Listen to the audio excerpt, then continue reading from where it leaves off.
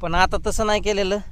हे नवीन प्रोजेक्ट आहे आणि ते कसं आहे त्यांनी दंडवणे आटवणे द्यायचं आणि सगळं पाणी मध्येच खोटं कोण पण जास्त करायचं. आता ह्याच्यात आहे ना इथं जे हुसवाशे निघणार आहेत त्याला मीटर येणार आहेत.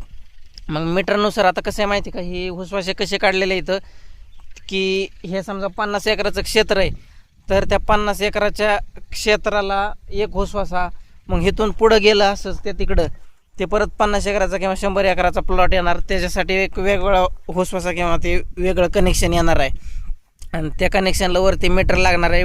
मीटरवरतून एल्बो वगैरे काय जॉईंट बघा ना आणि त्याच्यातून पाईप डायरेक्ट रानात पडणार आहे.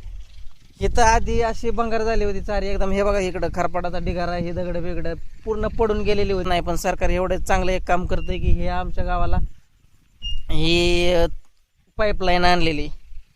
ही बरीच मोठी इंची, आता मला काही एवढं माहीत नाही पण तरी पण एक 20-30 इंची तरी असणार आहे आरामात. इकडं बघा ह्या गाड्या कितीतरी दिवस जसा पावसाळा संपला दिवाळीपासून कामं चालली आहेत त्यांचे. माणसं बरीच माणसं आहेत, 20-25 माणसं आहेत.